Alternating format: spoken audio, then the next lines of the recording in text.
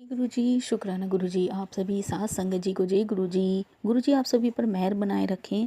सर्वदा भला सर्वदा भला। संगत जी, मैं आशा करती हूँ कि आप सभी स्वस्थ और मस्त होंगे। आज का सत्संग जितेंद्र पंत अंकल जी का है। संगत जी, अगर सत्संग सुनाते समय मुझसे कुछ भी गलती हो जाए तो मुझे क्षमा कर दीजिएगा और सत्संग को ज़रूर अंत तक सुनिएगा ताकि आपको आपके सवालों के जवाब सत्संग के माध्यम से मिल सकें। संगत जी, अंकल जी बताते हैं, वर्ष 2006 में होली से 2 दिन पूर्व देर रात्रि बहन से फ़ोन पर समाचार मिलने के तुरंत बाद मेरी पत्नी और मुझे समझ आया कि गुरुजी इसकी चेतावनी पहले से ही देते रहे थे।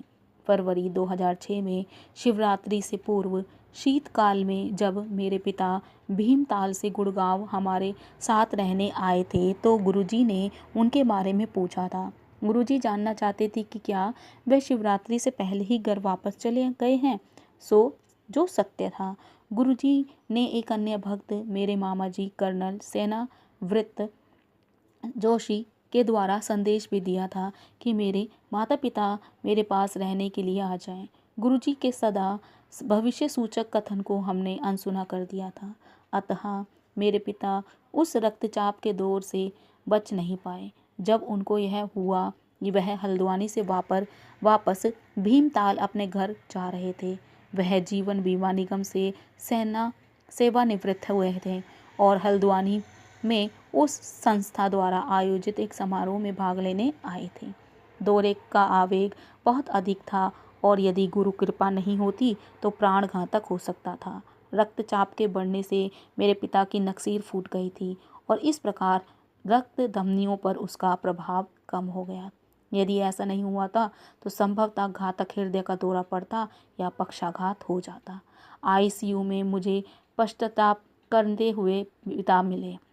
उन्हें गुरुजी के कथन न मानने पर अपनी भूल का आभास हो रहा था, परंतु गुरुजी की ही दया से वह एक रात्रि चिकित्सालय में बिताकर घर वापस आ गए। हल्द्वानी में ही एक सप्ताह स्वास्थ्य लाभ करने के पश्चात हम सब गुड़गांव आए। वहीं पर स्वास्थ्य लाभ करते हुए मेरे पिता ने मुझसे कहा कि गुरुजी उन्हें बड़े मंदिर में कुछ समय व्यतीत करने दें। मुझे अपने पिता के रक्तचाप की अधिक चिंता थी। वह कम नहीं हो रहा था। यह चिंता व्यर्थ ही थी क्योंकि हम सब गुरुजी की शरण में थे। दयावान रक्षक पिता समान गुरुजी हमारे कष्ट दूर करने में लग गए। सर्वप्रथम उन्होंने मेरे पिता को उनकी अव्यक्त कामना के अनुसार बड़े मंदिर जाने दिया। फिर मेरे पिता को एक तांबे का लोटा लाने को कहा, जिसे अभिमंत्रित कर उन्होंने उसका जल पीने को कहा। मेरे पिता ने गुरुजी की सारी बातें मानी। वह बड़े मंदिर गए। उन्होंने जल ग्रहण किया और पेट भरकर लंगर भी खाया। यह चिकित्सक के निर्देशों के विपरीत था। उन्हें हल्का लवण रहित भोजन खाना था। निश्चित रूप से गुरुजी का लंगर इस प्रकार का नहीं होता। मेरे पिता को पूर्ण शैया विश्राम का भी निर्देश था, पर वह बड़े मंदिर में बैसाखी समारोह के आयोजन में लगे रहे। गुड़गांव जाने के 3 सप्ताह उपरांत हम चमत्कृत हो रहे थे। उस मायावी अभिमंत्रित लोटे जल ग्रहण करने के कुछ दिन बाद ही उनके स्वास्थ्य में अभूतपूर्व सुधार आया। उनका रक्तचाप भी कम हो गया। गुरुजी के आशीर्वाद से न केवल रक्तचाप कम हुआ, अपितु उससे चिकित्सक की दी हुई औषधियाँ भी व्यर्थ हो गईं। चिकित्सा विज्ञान को पुनः आस्था और विश्वास के रहस्यों ने आवाहन किया था। मेरे पिता के लिए गुरुजी जीवन रक्षक सिद्ध हुए हैं। मेरी पत्नी और मुझे गुरुजी की दया और कृपा के इतने अधिक सुअवसर प्राप्त हुए हैं कि उनका हृदय के आभार प्रकट करने के लिए हमारे पास शब्द ही नहीं है। यदि वह अनुमति दें तो हम यह जीवन उनके चरण कमलों में व्यतीत करना चाहेंगे।